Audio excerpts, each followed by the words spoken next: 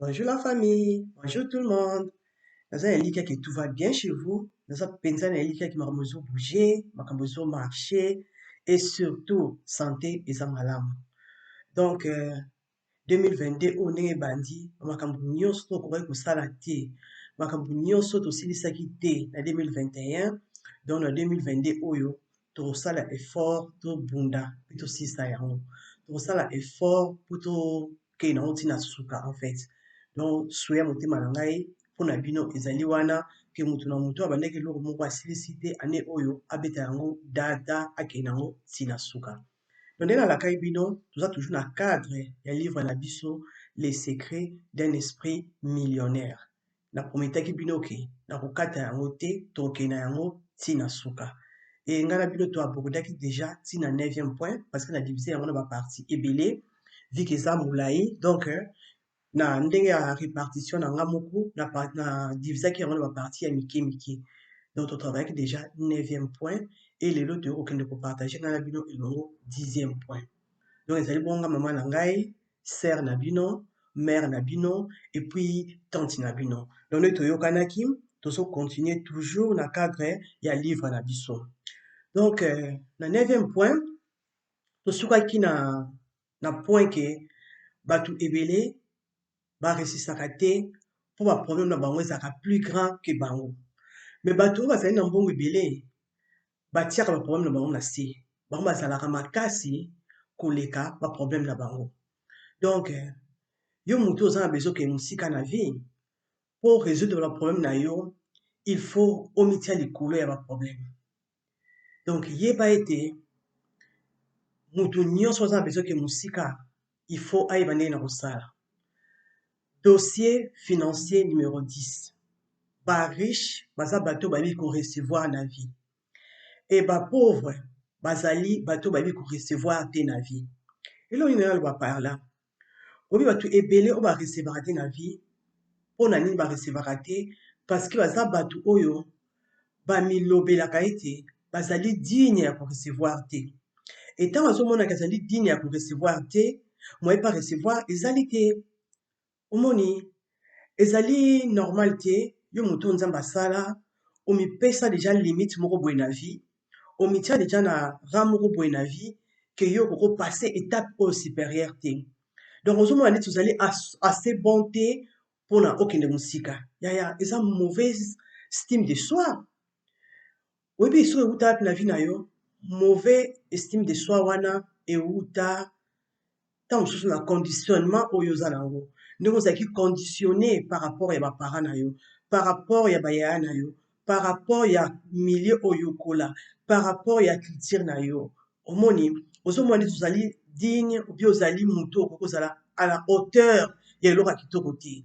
Donc moye ose senti bon eza te. Donc eza mpasi kokola limité na biloko ya mabe kaka. Okola oza tellement limité que biloko ya kitoko na mutu na yo elekaka te. Donc comme si tu te fais punir par toi-même parce que tu te dis que oza digne ya koke mosika te, oza digne ya korecevoir te. Ozomona alors que bato ya mbongo bayebi ke baza digne ya korecevoir biloko ya kitoko.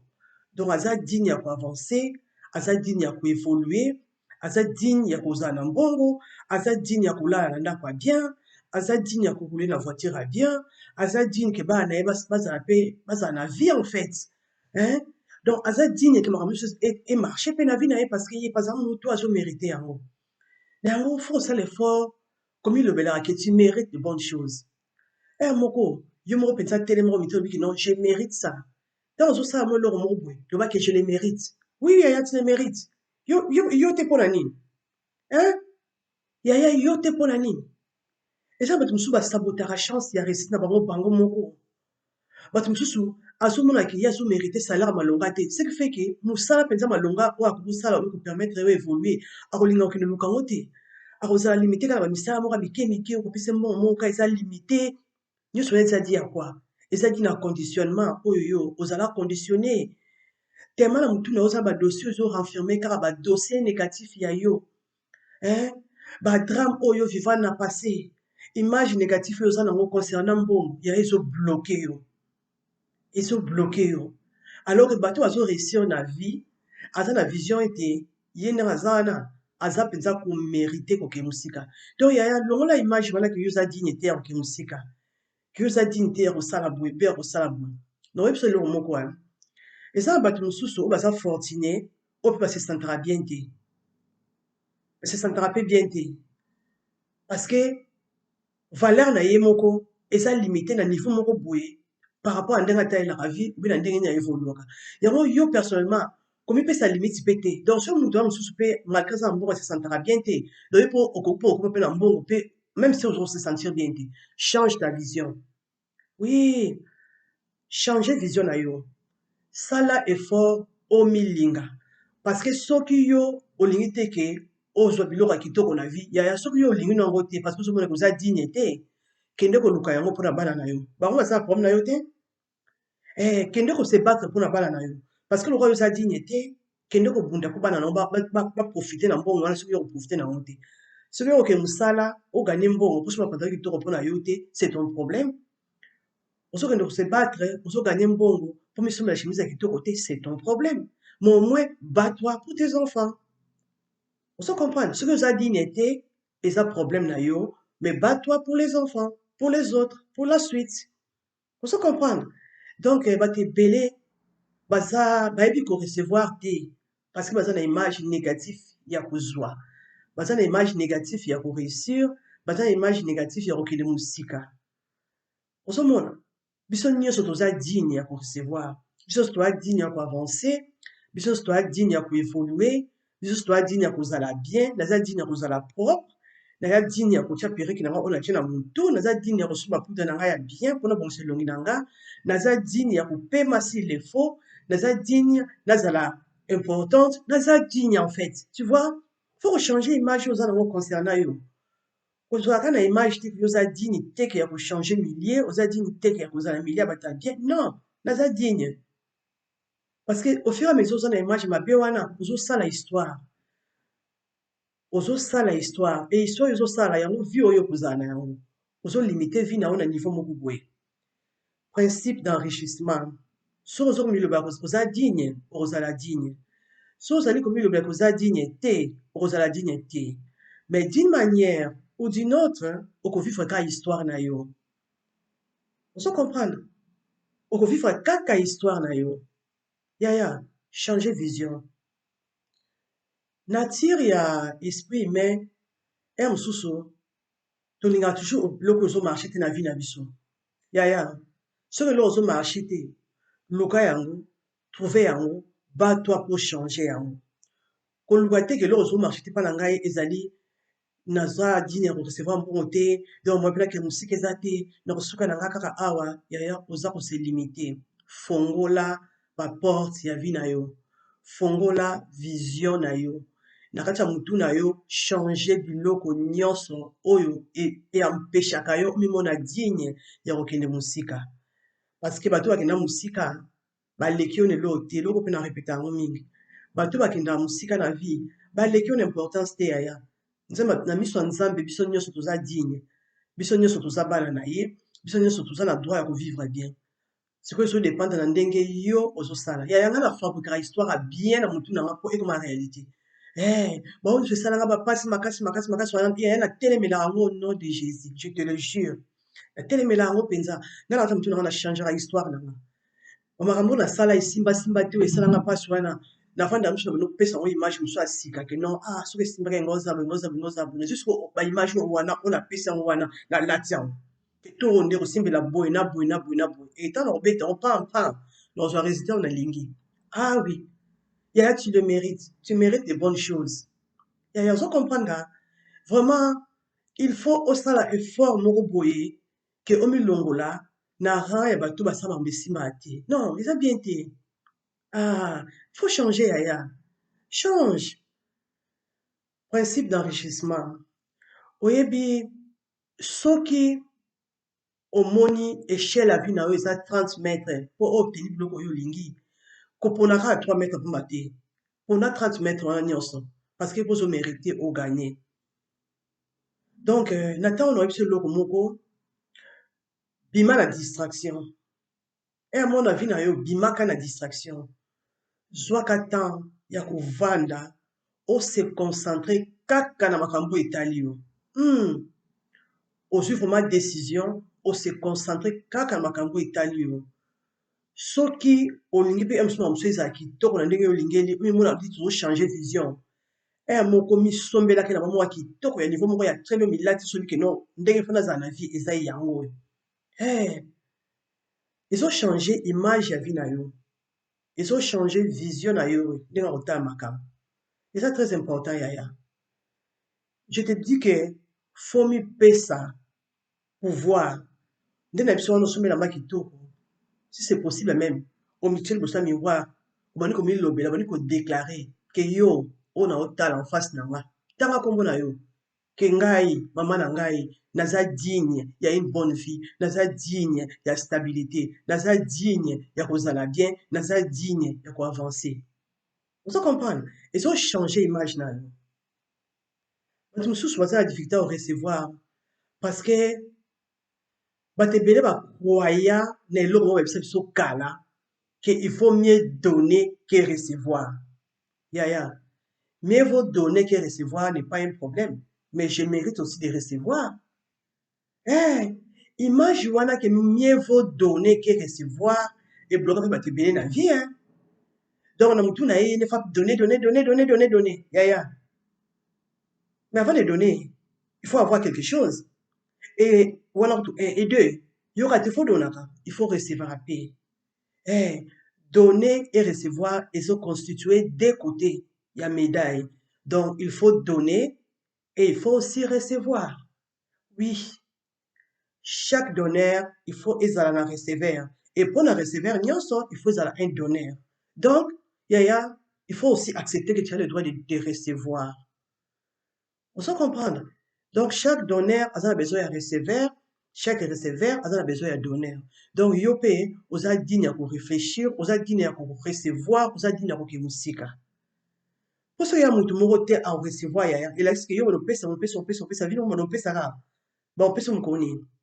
yaya oza komérite korecevoir tia yango na motu nao parce que ngai nayebi ke donner est égal à recevoir recevoir est égal à donner donc ça marche ensemble bazali bamapasa oyoki c'est comme ça ngai nasepeli kodonner mais nasepeli mpe korecevoir je donne et je vais recevoir oui donc quand je donne de l'argent nayebi ke na recevoir nayebi ke na bavideo eleki ya nalobelaki yango ngai aza na hypocrisie wana te ke non korecevoir eza malamu te non korecevoir eza bien ah oui naza prête oui il faut koaccepter ke yo mpoza na droit korecevoir parce que soki yo olingi korecevoir te oza kovole bonheur bato baza mposa kopesa yo bato fo bapesa ngai mpe mposo bato baza mal à l'aise bakopesa ngai te baza kose sentir sikoyo mal à l'aise baza kose sentir moche oza koarrache bango bonheur wana mpe ya kodonner yaya moi j'aime tout j'aime donner et j'aime recevoir ezo faire partir na baprincipe mpona kosenrichir na vie oui oza digne ya korecevoir soki oza na image wana oza koenseigner na univers apesa yo eloko te ngai naza prête et soki olingi korecevoir te ya bato mosusu baza disposé ya korecevoir c'est parmi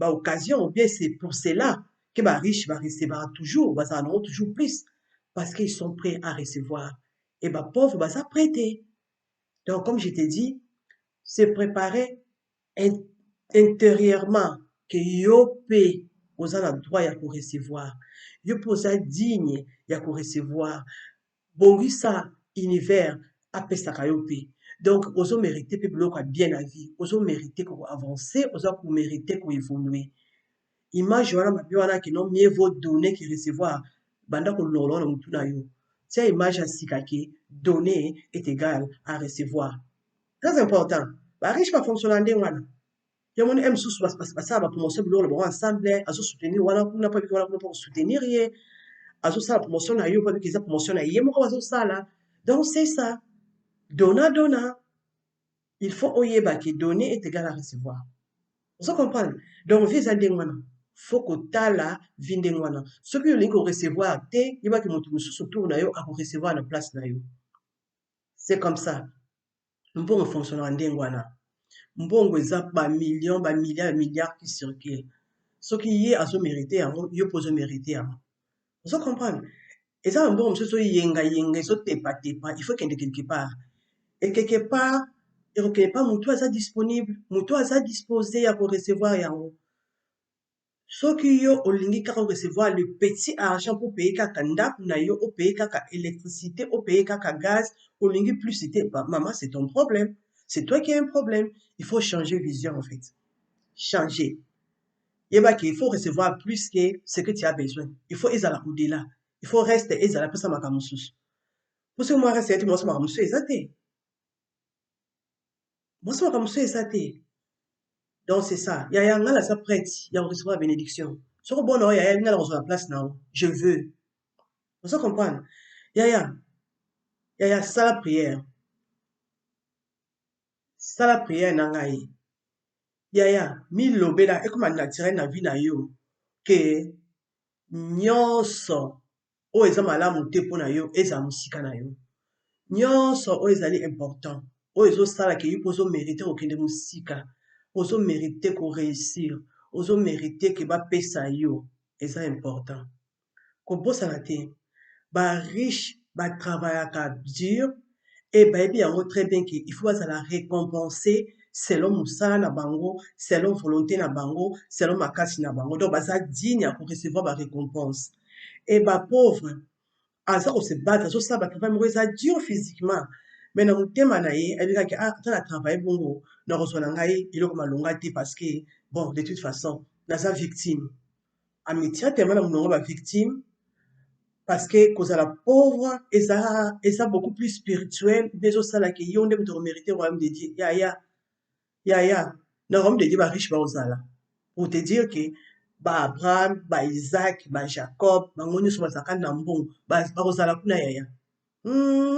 bakozala moni bajob wana bakozala so oza image ke yo tellement olingi kovivre kaka na pauvreté mpo hériter royaume de cieux yaya tu te trompe bajob banatan ba-Abraham bakozala kuna yaya bazali bato mbongo makasi na ndenge bakosakana te sikoyo yo tala bango nde bazali baserviteur de dieu bango bazali batravailleur bazali bana misala ya nzambe me bakozala bongo bino bafils de dieu e bongo biso bana ya neti soso oréalise eloko wana kozala mwana ya motu na kozala mwana mosala motu bokozwa barécompense nermo te mpo kozala mwana ya papa elakisi ke ozomérite beaucoup plus parce que oza mwana ndako oza héritier alors que ba-Abraham ba-Isaac banani bazalaki bana misala ya nzambe bazali baserviteur ya nzambe alors que oza fils ya nzambe donc yaya image onozo yango ya négatif wana ke kaka bapauvre nde bakohérite royaume de cieux bilo mosusu fo koyeba koanalyse yango bien mosusu ezali bafigure de rhétorique ozo comprendre yaya na répéte lisusu ke na royaume de cieux kuna bato mbongo bakozala kobosana yango te fo kodeside mpe ke na vie na yo il faut ozala ce qu'il faut pour obtenir mbongo oyebi société toza nango lelo na journée ya lelo oyo motu nyonso aza na facilité ya kozala riche oyo motu nyonso aza na facilité ya koavancer oyo bato nyonso baza na facilité ya kofaire beaucoup d'argent parce que lelo so oyebi koréfléchir okosala makambo oyo okana kosala te kaka na réflexion ozo comprendre alors bamoyen nyonso eza disponible mpona yo yaya banda koexploite yango banda koutilize yango bato mosusu baza na privilège te ke oyo oza na yango lelo ya oza na telefone na maboko na yo telefone na yo ezalaka mposa baselfie ezanga motu na makolo ezala koma koteka na telefone na yo koma kosala commerce à partir ya telefone na yo ozo comprendre na oyebi selo moko olie pasi ta na yo kaka kosala baselfie yaya sala tu page facebook na yo ekoma kosunga yo ekoma kosala ba promotion bafere na yo esalela yo promotion biloko nyonso ezala vitrine ya commerce na yo ekosala yo bien kobosana te omoni image oyo ke mbongo eza malamu te ezoderange biso pourquoi parce que omoni mbongo eyambrasaka kaka motu na ndenge ye azali soki oza méchant mbongo ya kobakisa méchanceté na vie na yo soki ozalaki gentil mbongo ya kobakisa gentillesse na vie na yo mbongo echange motu te. Oui, mbongo eyaka kaka kobimisa motu na place oyo azalaki kobombama ebimisi soki bomoto na ye. Ozo comprendre kobosana yango te ke mbongo eyaka kaka kobimisa oyo yo ozalaki deja. sikoyo ndenge okosala mpona motu ayebi korecevoir salaka bien na yo moko eloko ya liboso yeba ete la charité bien ordonnée ebandaka par soi-même. Il faut s'exercer et recevoir ce qui est mieux dans la vie. Il faut créer système de gestion ya mbongo déjà epai na yo moko. Il faut normalement il faut yo moko oyekola ko accepter ba bonne chose na vie na yo. Salaka biloko ya bien mpona yo. Oyo ezosala ke ezopermettre o se sentir na valeur, o se sentir important, o sentir koza digne ya korecevoir biloko ya bien. Et puis eloko ya mibale il faut aussi exercer ya kozala na enthousiasme et puis ozala la gratitude makasi eloko nyonso epesami na vie na yo. C'est la raison pour laquelle vidéo oyo eleki na yebisa bino ete na vie soki possibilité kosala liste ya biloko ya kitoko oyo recevoir déjà na vie oyo ozala yango déjà na vie otangaka yango couramment ozala reconnaissant pardon à Dieu pour ça et kocontinue koapporter chance et kocontinue koapporter biloko ya kitoko na vie. Donc biloko ya kitoko oza nango déjà na vie oyo baningi bazosenga bazwa lelo oyo baningi bazoprier nanu mpo azwa lelo aloko yo so ozwaki déjà zala reconnaissant parce que eza bénédiction ya univers zala disponible ya korecevoir biloko ya kitoko eza kose présenter na yo. Quand je dis ozala prêt à recevoir biloko ya kitoko ça veut dire que tout ce qui est bien tout ce qui est important tout ce qui te permet d'évoluer donc tout on se comprend. Donc, tu es prêt à recevoir bonne santé, on est prêt à recevoir en paix, on est prêt à recevoir joyeuse, on est prêt à recevoir bongo, on est préparé. Donc, la carte nayo préparer coffre à réception, comme ça monene. On se comprend. Coffre à réception, faut ça la monene. L'univers est séparé dans la vie d'idée. Donc, on a déjà préparé à recevoir l'eau qui te regarde la vie là. Si on a prêté l'eau qui te regarde, on se comprend. Donc, on a toujours prêt que on a prêt à recevoir. Oui, puis, il faut soit temps. Ensuite, temps, il y a recevoir l'eau qui bien. Donc, on a déjà prêt. On a toujours prêt. On a prêt. On a prêt. Je suis une femme d'affaires, donc je me bats, je cherche. Donc, opportunité, là, le savon. Bonne opportunité, n'a qui m'a ngoté. Quand tu es prêt au recevoir à bonté, même bonheur, satisfaction, la joie de vivre, la joie d'avancer, au moins que vous le vivez tous les jours. Vous le vivez tous les jours. Donc, l'épisode secret, manière où ça la quoi que ce soit, et sa manière où ça la tout pour nous recevoir la bénédiction de la vie na yo. Donc, ça la prêt, il y a pour recevoir, il aura quitté la vie na yo. Soko ozoboya korecevoir mbongo na vie na yo yeba ke eza risque meme okanga baporte ya babénédiction na vie na yo eza risque okanga baporte ya babénédiction ya baopportunité na vie na yo yaya il faut kofungola fo ozala ouverte en fait zala ouvert d'esprit zala ouvert zala kofungama mpo n'importe quel kopekolo n'importe ka ekomi yaya yeba ndenge okotambola na yango so oyebi korecevoir te okoyeba mpe korecevoir na badomaine nyonso ozala prêt ya korecevoir te. Oui, même dans ma relation. Et ça, ma relation, où se présenter dans la vie, où permettre yo, ou avancer, ou évoluer, yo mon aucun relation, pour boya, au fond la porte. Qu'on bosse à la terre. Rappelle-toi, quand on se recevoir bilor dans la vie, ça a la gratitude. Il va recevoir un merci. Déclaration. Dis que je sais recevoir. Moi, je suis couvert, je suis prête à recevoir de grandes sommes dans ma vie, à recevoir de bonnes choses dans ma vie, et touche la tête. J'ai un esprit millionnaire. Très important, Yaya. Très important, Yaya.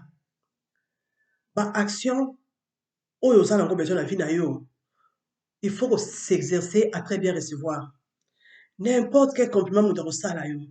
N'importe quel qui nous offrir yo. Le ba merci. Eh, Yaya, le ba merci. Tant au lié, Yaya, le ba merci Seigneur pour le lié. Tant l'amour de temps aux bonne, c'était pas papa merci pour la santé. Yaya, zala reconnaissant. Il aura mis balai. eloko mibale eloko nyonso oyo okorecevoir na vie eloko nyonso okorecevoir na vie yaya célébrer yango célébrer yango soki eloko kitoko ye na vie na yo célébrer yango même maladie eleki na famille na yo tant maladie ebimi yaya organise-toi pour le célébrer eza bénédiction yaya eza bénédiction ce n'est pas donné à n'importe qui d'être guéri ntango oza na mosala yaya ezopesa mbongo yaya azala reconnaissant bareconnaissance wana ekopesa makasi parce que ezopousse yo okoma ema ya kobenda biloko ya kitoko na vie na yo soki oza reconnaissant te ça veut dire que oza béni na kocevoir biloko ya kitoko te eloko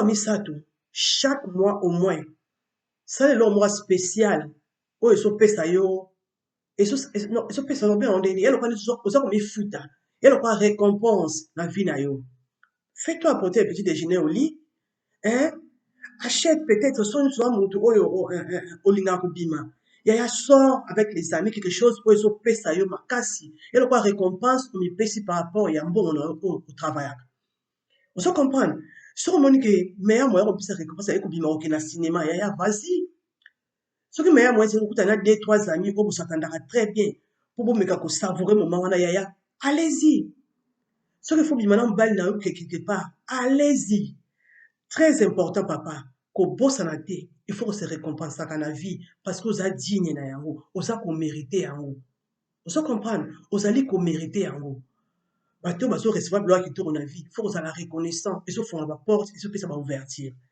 vraiment la famille wana eza lokola partie 10 na biso donc toza kocontinue tozokende sikoyo na partie 11 donc nzambe amona biso epuis soki okoki koaime okoki kopartage mpe video ekosala bien baninga mosusu mpe bayebi ngai te bayeba ngai epuis baapprendre eloko moko ya sika na vie na bango tokutani na mbala ya nsima à la prochaine.